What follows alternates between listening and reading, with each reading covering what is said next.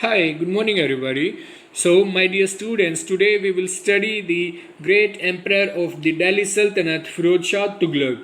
Okay, now I hope you have heard the name of Firoz Shah Tughlag, and he was the most famous and important ruler of the Tughlaq dynasty, and he ruled from 1351 to 1388, or we can say from the mid of the 14th century to the last of the 14th century. Okay, like 39 years he ruled. Okay, so and he was the most important ruler of the Tughlaq dynasty. Okay, so now let's read about Firoz Shah Tughlaq. Okay, so now after his accession, Firoz Tughlaq faced the problem of preventing the imminent breakup of Delhi Sultanate.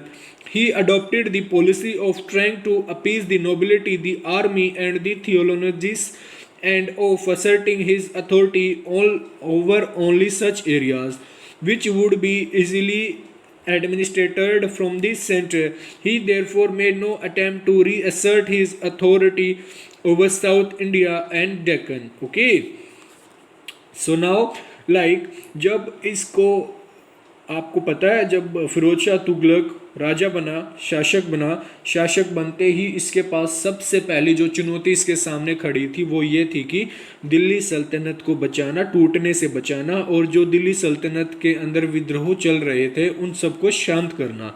Okay, and now what he did to save Delhi Sultanate from breaking into pieces, and to put down all the controversies that were going on inside the city. So what he did, he adopted the policy of trying to appease the nobility. जो Nobel अधिकारी थे बेटा उनको इसने अपने साथ लिया, and the army और सेना को इसने साथ लिया, and the theologist and the of asserting his authority, और उन सबको एक साथ देखा कि जो मतलब उन सबको एक साथ संज्ञान में लिया कि जो इसके गद्दी पे बैठने के खिलाफ थे, जो मतलब इसके साथ खड़ा होना नहीं चाहते थे. Okay, over only such areas which could be easily administered from the center. और जो वो जगह थी, जो वो प्रोविंसेस थी, जो फिरोज शाह तुगलक के डायरेक्ट के कंट्रोल में आने से उनके ऊपर निगरानी रखी जाती थी, वो तो इसने अपने अधीन कर ली, और जो दूर दूर की प्रोविंसेस थी वो इसने अपने नोबल अधिकारियों, जो सबसे ज़्यादा विश्वास पात्र थे, his own trust people, loyal people and loyal to him, were given the charge of those provinces. Okay, so that the theologians were not disturb them or do not make any controversies for them. He therefore made no attempt to reassert his authority over South India and Deccan. So it was his aim earlier to rule South India and Deccan also, but his first duty was to save his own northern part of India, the Delhi Sultanate, from the controversies and from the assassinations people who were trying to capture his seat or his own throne. So he decided to do not make any attempt on the South India and Deccan. Okay, second point, he decrees that whatever our noble died, his son should be allowed to succeed to his position, included his Ikta, and if he had no sons, his son-in-law, and in his absence his slave. So उसने बेटा अपने जो मंत्रिमंडल था या जो भी उसके दरबार में काम करते थे, the people who were serving into his kingdom and into his council of ministers, by chance if any of the person died, maybe the reason, whatever maybe the reason is, his son or his son-in-law will get his own position. Like if a finance minister died in the council of minister, तो उसी finance minister का बेटा उसकी गद्दी लेगा बेटा इसके शासनकाल में. इसने ये कहा था और इसने ये परंपरा चलाई थी. Okay, now so Firoz extended the principle of hereditary to the army. Soldiers were allowed to rest in peace and to send in their places their sons. The soldiers were not paid in cash but by assignments on land revenue of villages. This novel technique of payment led to many abuses. Okay, so now बेटा जो ये था फिरोज शाह तुगलक था, ये अपने सभी सैनिकों को पूरा आराम देता था और उन सैनिकों को उनके घर पे भी भेजता था। जब वो सैनिक अपने घर पे जाते थे तो उनकी जगह पे उनके बेटे उनकी जगह नौकरी करने के लिए आते थे। ओके, इसलिए उनको भी प्रॉपर रेस्ट मिल जाता था और ड्यूटी भी चलती रहती थी। सो and what he did not pay his soldiers in cash, but what he did, he assigned them the land revenue of the villages to collect land revenue from the villages, and on that short note, जब वो revenue collect होता था तभी salary दी जाती थी, और जब कभी सीजन में कोई रेवेन्यू कलेक्ट नहीं होता था तो सैलरी नहीं दी जाती थी, और इसी की वजह से जो सोल्जर्स थे वो बहुत ज़्यादा नाराज़ थे, वो बहुत ज़्यादा दुखी थे। Okay, now Firoz tried to win over the theologians, proclaiming that he was a true Muslim king and the state under him was truly Islamic. In order to keep the theologians satisfied, a number of them were appointed to high offices. Okay, so now जो बेटा मुस्लिम साम्राज्य था ना, वो क्या सोचता था, जो मुस्लिम में पढ़े लिखे विद्वान जो काजी लोग थे जो इनके मस्जिदों में बैठते थे, वो क्या सोचते थे कि जो ये फिरोज शाह तुगलक है, he is not a true Muslim king but in actual reality he was a true Muslim king, and just to made all the qazi, all the priests in the mosque and outside the mosque, and to win over their trust and their loyalty, what he did, he declared that the Delhi Sultanate is a true Islamic state and he is a true Muslim king. And in order to make them satisfy, what he did, he appointed all of them to higher positions and give higher authority to those people who think that he was not a true Muslim king. Okay, so Firoz Shah Tughlaq ने उनकी क्या जीतने के लिए, उनका विश्वास जीतने के लिए, उनका भरोसा जीतने के लिए उनको हायर ऑफिसेज में पदोन्नति दे दिया और उनको हाईएस्ट ऑफिसेज में डिपार्टमेंट्स दे दिए गए। Okay, he tried to ban practices which the orthodox theologians considered un-Islamic. Thus he prohibited the practice of Muslim women going out to worship at graves of sons. It was during the time of Firoz that jizya became a separate tax.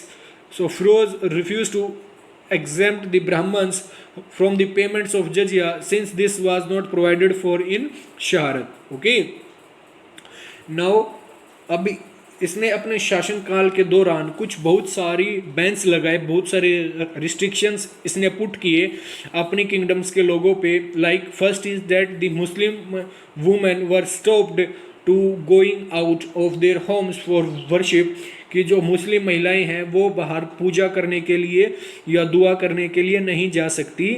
ठीक है।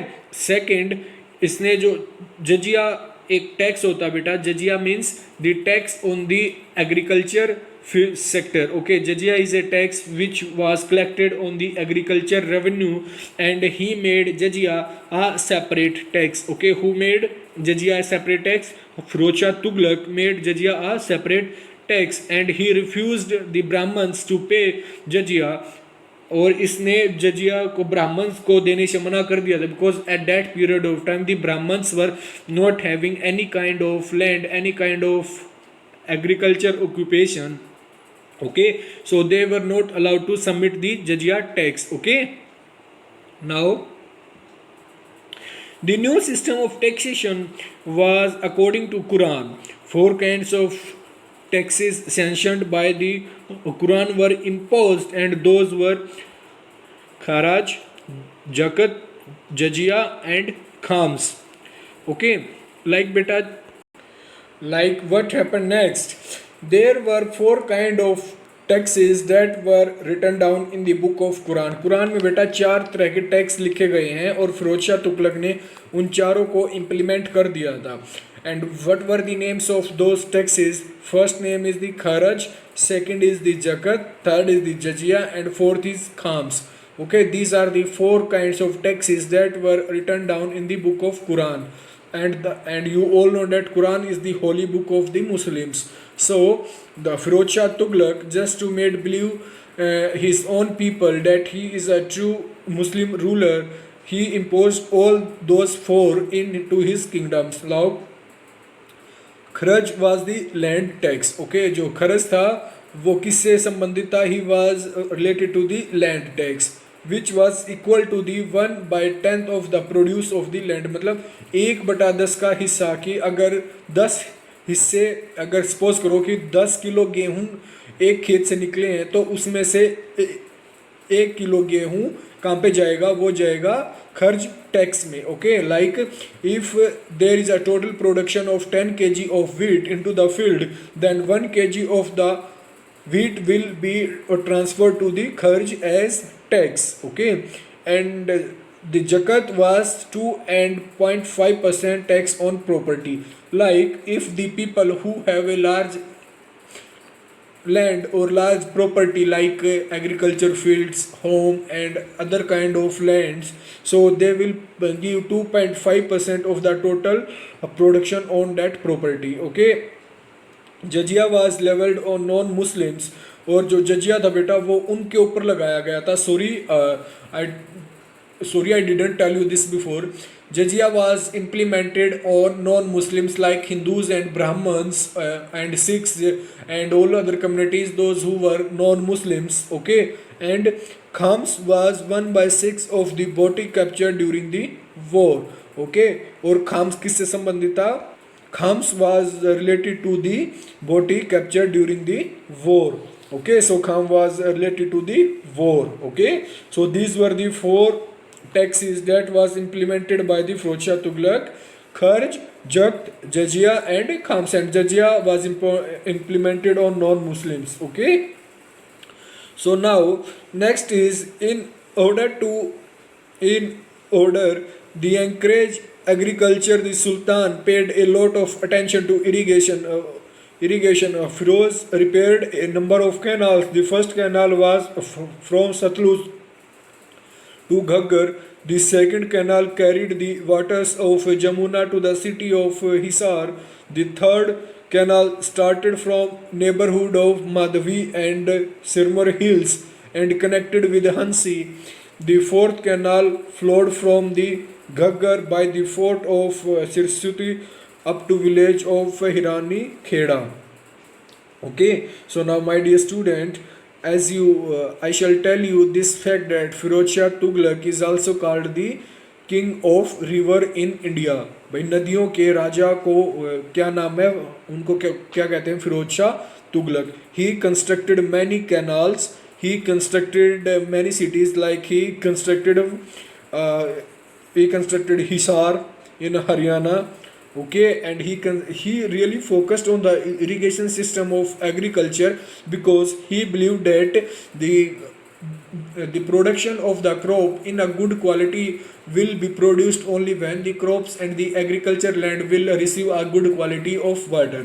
And at that period of time beta, there were no modern technology, only the agriculture had to depend on rain or onto the rivers. So what he did, he brought many rivers into his kingdom where agriculture was practiced. He brought many rivers into his kingdom.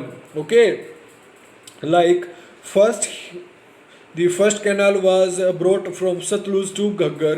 भैया मतलब सतलुज नदी से एक नहर निकाल के कहाँ पे लेके आ गए? Ghaggar. Ghaggar is a land in in Haryana.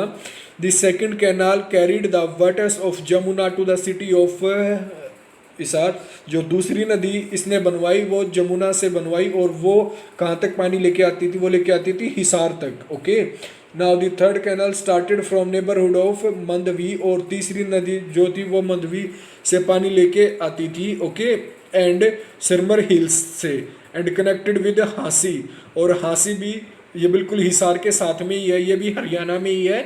और मतलब इसने हिसार, हांसी और घग्गर इन 3 स्टेट में पानी की व्यवस्था की खेती के लिए। The fourth canal flowed from the Ghaggar by the fort of Sirsuti up to the village of Hirni Khera, और घग्गर से भी आगे इसने हिरनी खेड़ा तक सरस्वती नदी का जो इसमें हरियाणा में है उसका निर्माण इसने करवाया था। Okay, now he was a great builder. To his credit are the cities of Fatehabad, Hisar, Jamnapur and Firozabad. During his Bengal campaigning, he renamed Ikdala as Azadpur and Pandua as Firozabad. The two pillars of Ashoka, one from Topra and another from Meerut, were brought up to Delhi. Okay, like beta, these are the cities that were constructed by him, and the names are Fatehabad, Hisar, Junapur and Firozabad, and the Azadpur and Pandua as Firozabad. Okay, now Azadpur को पहले डाला कहते थे, उसको बदल के इसने आज़ादपुर किया, और पंडुआ को बदल के इसने क्या नाम दिया, फिरोज़ाबाद दिया. The two pillars of Ashoka, one from Topra and the another from Meerut was abroad to Delhi, और ये उन दोनों स्तंभों को कहाँ लेके आ गया, दिल्ली लेके आ गया. The sultan established at Delhi a hospital described variously as Dar ul शिफा. इसने दिल्ली में एक अस्पताल भी बनवाया था, और उस अस्पताल का क्या नाम था, डर उल शिफा. ओके, डर उल शिफा. Okay, a new department of Diwan e Khairiyat was set up to make provisions for marriage of poor girls. इसने बेटा गरीब लड़कियों की शादी के लिए एक डिपार्टमेंट बनाया था, एक विभाग बनाया था. उस विभाग का क्या नाम था, दीवान ए खैरियत. मतलब ये विभाग क्या काम करता था, ये विभाग इसके किंगडम में आने वाली सभी सूबेज में, सभी स्मॉल विलेजेस में एंड ऑल दी सूबाज प्रोविंसेस में जा जाके जो गरीब घर की लड़कियां होती थी उनकी शादी कराने की व्यवस्था यही देखते थे. Okay, so now another step which Firoz took, which was both economic and political in nature, was that he opened a new department for slaves known as Diwan-e Bandagan. Okay, Diwani Bandagan.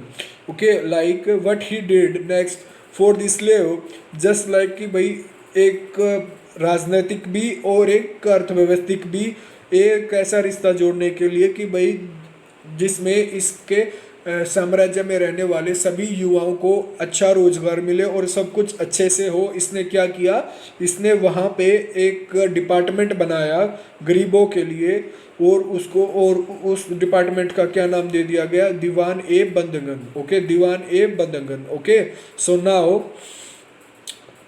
this is all about Firoz Shah Tughlaq, and he is a very important character in Delhi Sultanate to study because he constructed canals, he constructed many cities, he implemented many taxes, and he therefore did really well for poor girls.